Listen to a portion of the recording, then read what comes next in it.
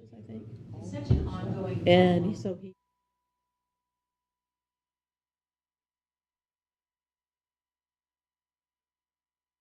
he caught, I can't tell you how many trout.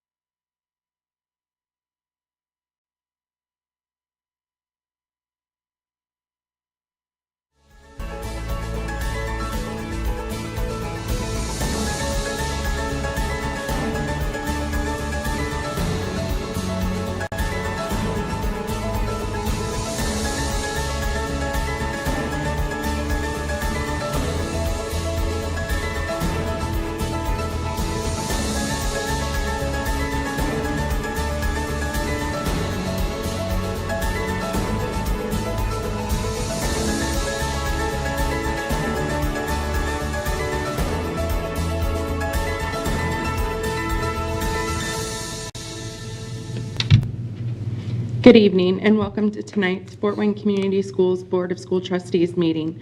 We begin this meeting as we do each meeting with the Pledge of Allegiance. I pledge allegiance to the flag of the United States of America and to the republic for which it stands, one nation, under God, indivisible, with liberty and justice for all. Now we have roll call of members. Good evening, Steve Corona from the 5th District. Good evening, Antoinette Payne, District 4. Julie Hollingsworth, District 1. Noah Smith, District 3. Ann Duff, member at large. And to my left we have Dr. Mark Daniel, Superintendent of Fort Wayne Community Schools, and Angie Filler, Clerk of the Board, and I'm Maria Norman, Member at Large. We have no awards or recognition this evening, so we move on to our consent agenda, which includes approval of minutes from our regular board meeting that was held on June 9th, 2025, vouchers and payroll, the personnel report, and required disclosures. Is there a motion on the floor? So moved. Second. Thanks, Ann. Thanks, Julie and Tony. All those in favor? Aye. Any opposed? Dr. Daniel? I do. I'd like to introduce a couple of individuals who will be moving to different positions. It starts out with our Director of Multilingual Learning Services. He'll also be on a team working with our middle school principals as well. So David Terrarinas, career in education. David, you want to stand up? Began in 1992 as an English teacher at Belmont Middle School. 2013, he joined Anderson Community Schools, where he served as assistant principal at Anderson High School and as principal at both Highland Middle School and Anderson Elementary School.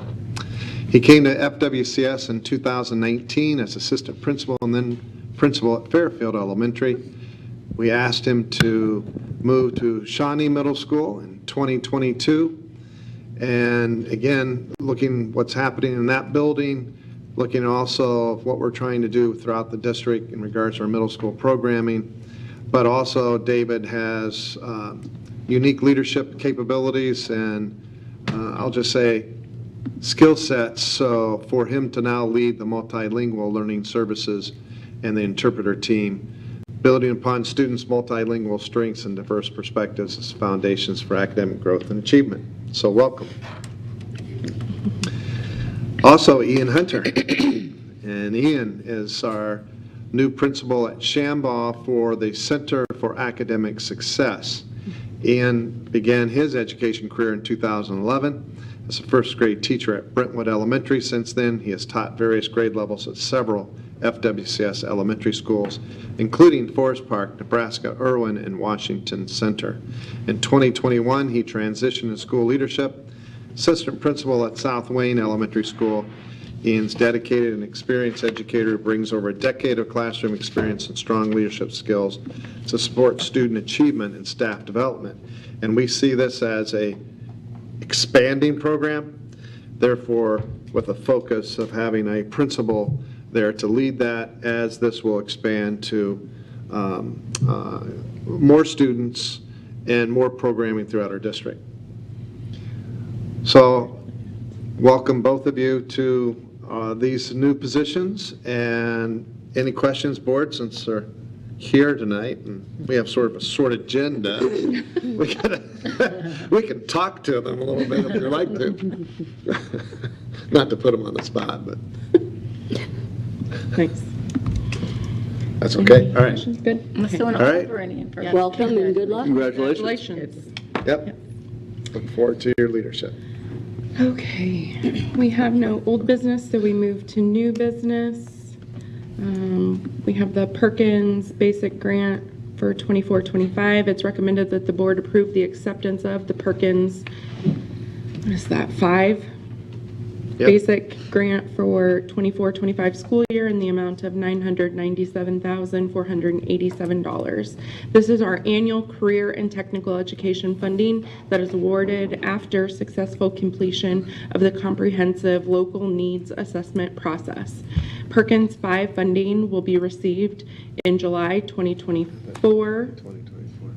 and will be utilized to support career and technical teachers for the Career Academy AMP Lab, FWCS Comprehensive High Schools, and the other 3 school districts within Allen County. Dr. Sandra Adams, Career Academy Principal, is here to answer our questions. Is there a motion on the floor? So moved. Second. Thanks, Ann. Thanks, Tony. Any questions for Dr. Adams? Does that read July 24, 25? Should that be 25? 25? 25. Okay. Actually, I think last year's got mixed up because it's 25, 26 that we're accepting right now. That works. Okay. Okay. Thank you for that. So what's the comprehensive local needs assessment? That is when Perkins 5 was re-upped by the federal government 4 years ago. They added the comprehensive local needs assessment so that directors like myself have to meet with economic development teams. And so every year, beginning in August, we have a meeting that Edmund O'Neill leads, and every director from Northeast Indiana goes to that meeting, and then we get the 10-year economic projections, so that it's really the way that the federal government is saying to states, you have to provide the programs that are going to drive your local economy and shift away from just really people just having no real reason for what they're offering other than it sounds good. So this is for funding to be received this? It says to be received in July of 24. So Yeah, I think the 25, 26 update somehow got overridden by last year's. I don't know. But, yeah, so. I think I've got it. I think So we was will, the grant for 24 and 25? no, it's 25, 26. 25, 26. So is the amount right? no. No, Pam sent it to you guys, I'm sorry. Okay. it's 1,160,000 this year. It dipped last year, and this year it went back up to its original amount. That's the amount it's been at for 4 years, and last year they redid the poverty guidelines, and so it dipped, but this year we're back up. And there's a federal program that goes through the state, I take it, or does it come right from the federal? Yeah, States Perkins. pass through. Yeah, Perkins 5 is distributed to the states. Do we think that's going to be part of the big, beautiful bill? No, Perkins, the big change in Perkins is that it's not going to be funded through the Department of Education at the federal level. It's moving to the Department of Labor. But they do not project that the amounts that high schools receive will have any change. So we think we'll get the same amount, Yeah. just administered to a different group. And I guess since I asked about comprehensive local needs assessment, what did they tell you most recently that you attended this about what our needs are as a community? So the Perkins grant that we write completely reflects the Allen County local job projections, that we emphasize manufacturing, health careers, and construction trades, and automotive. Those are the 4 biggest sectors that are expected to drive Allen County over the next 10 years. And Fort Wayne Community Schools has done an excellent job of revamping in line with all 4 of those areas. How often does that local needs assessment change? Has it been those 4 main areas for quite some time? The only change that I know was 4 years ago, IT was in the top, it was in front of automotive, and now projections are really saying that automotive job projections should outpace IT. Okay. I'm sure that's due to AI, but Nice. Okay. Any other questions for Dr. Adams? No? Okay. thank you. All those in, So I do have a question for David. Can we approve this if this information is inaccurate? I think what you're voting on is the Accepting the grant. the board rec that Angie just emailed all of you, which Gotcha. is labeled 25, 26, and has It was my mistake. the correct dollar amount. okay. So you just vote Do we on need a that. new motion? So when, so we're approving emailed that one. recommendation that we just received by email, and it will be recorded in the minutes that way, and so we're okay. I think we're okay. Okay, thank you. Thank you. Okay. All in favor? Yes, thank you. All in favor? Aye. Aye. Any opposed? Sorry. You got me on my rhythm. Not what I'm supposed to. Sorry. No, it's okay. Okay, next up we have the School Technology Advancement Account, STAA application. It is recommended that the board approve the application for and the receipt of advancement from the School Technology Advancement Account, or STAA, in the amount of $548,800 for the 25-26 school year. The STAA provides funds annually for school systems to purchase school technology for student instruction. FWCS uses these monies to fund learning and technology plans of schools. This advancement amount of $548,800 is determined by a state-provided formula where FWCS will receive $500 for every 25 students. Funds are provided in the form of a loan with a very low interest rate. The last loan under this program had an interest rate of 1%. Funds would be budgeted in the debt service fund to repay this loan beginning in 2027, and Kevin Grubel, the Director of Technology, is available to answer our questions. Is there a motion on the floor? So moved. Second. Thanks, Ann. Thanks, Julie. Any questions for Kevin? Okay. All those in favor? Aye. Aye. Any opposed? Temporary interfund loan. It is recommended that the board approve all interfund loans necessary to eliminate deficits in certain funds of the corporation as of June 30, 2025. Cash deficits in funds of the corporation are not allowed at the end of the fiscal year. Deficits in property tax supported funds could occur if the distribution of property taxes from Allen County is short of expectations. Normal timing differences between revenue and expenditures could cause temporary deficits. State statute allows temporary transfers between funds if certain requirements are met. The treasurer will make all necessary transfers and report the loans to the board. Rosie Shipman, Chief Financial Officer, is available to answer any of our questions. Is there a motion on the floor? So moved. Second. Thanks, Julie. Thanks, Ann. Any questions for Rosie? Okay. All those in favor? Aye. Aye. Any opposed? Next up, we have the transfer from the Education Fund to the Operations Fund. It is recommended that the board approve a transfer of up to $13 million from the Education Fund to the Operations Fund. This represents 5.2% of budgeted Education Fund revenue. Beginning in 2019, Indiana school districts deposit state tuition support to the Education Fund and property taxes to the Operations Fund.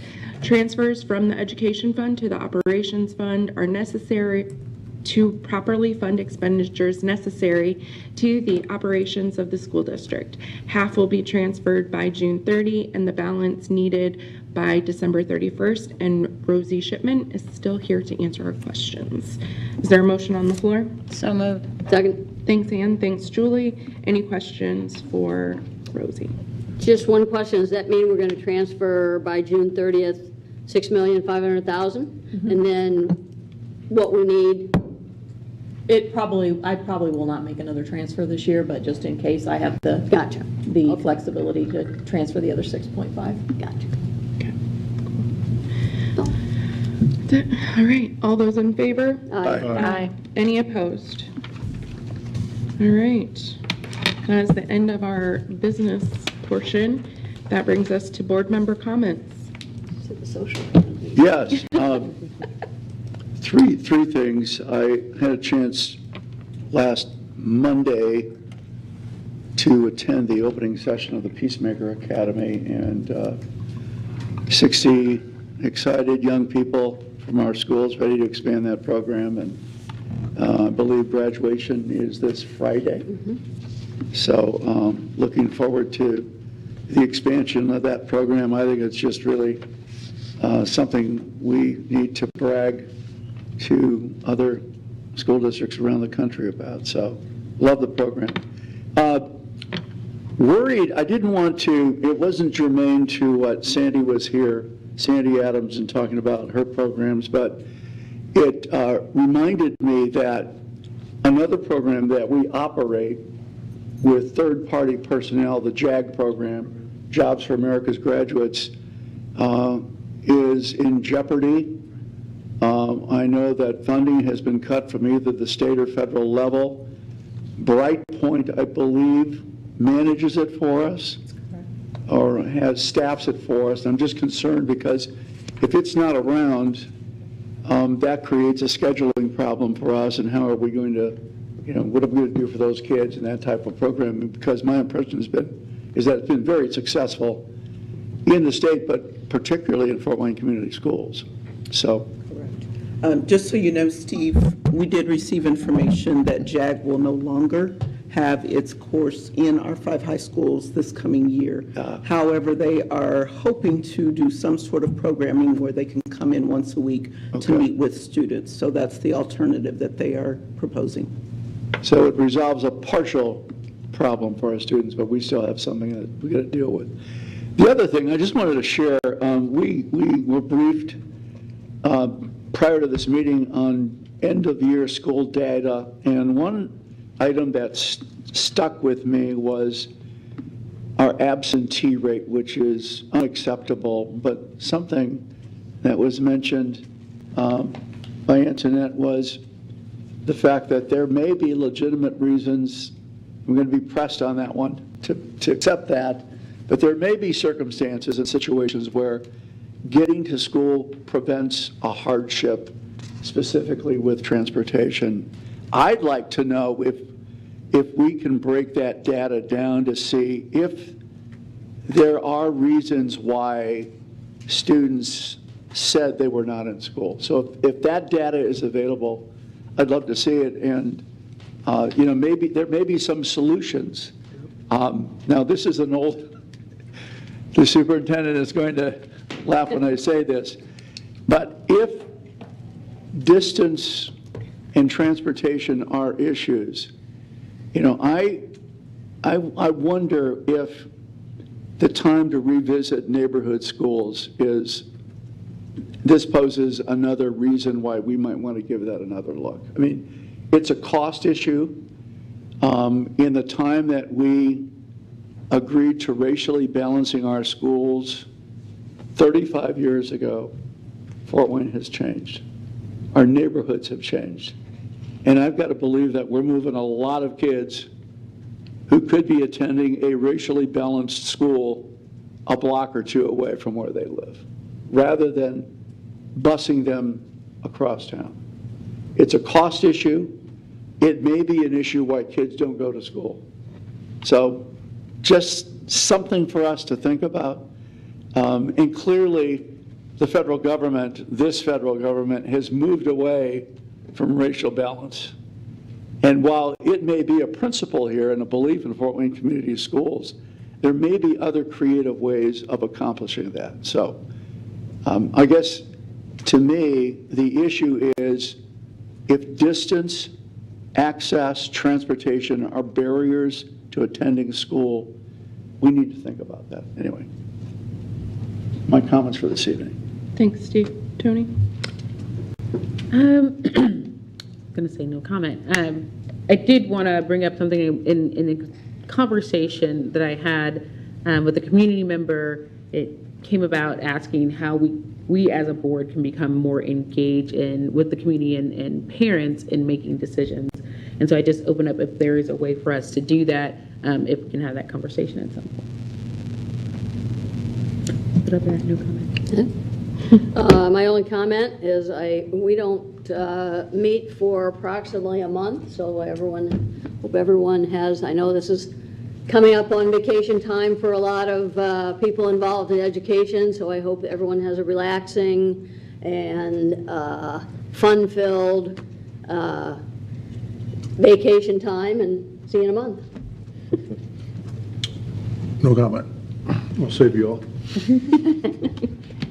I also went to 2 different days of the Peacemaker Academy. The one day I was there, they were on principle number 4, which is nonviolence except suffering without retaliation. And in the morning, each school learned from a different expert on one of the issues, like coincidentally, a former coworker of mine, his expertise was the Freedom Riders. He co-wrote a book with the youngest Freedom Rider, who was 18 at the time, Charles Person, and it's called Buses Are Coming. So I strongly suggest you read that. It's very well done. So he was one of the experts that talked to a group of students about the Freedom Riders, and then they had ones about like Rosa Parks and the bus stuff, and sitting at the counter.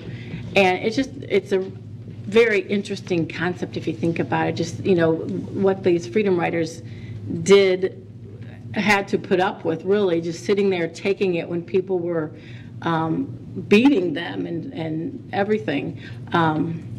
So anyway, after they learned about these, each group learned about the specific civil rights campaign, then after lunch they had a little skit to reenact what was happening, and so that was really neat to see. And of course, I thought the Freedom Riders one was the best. I actually got kind of scared watching them. They were really good.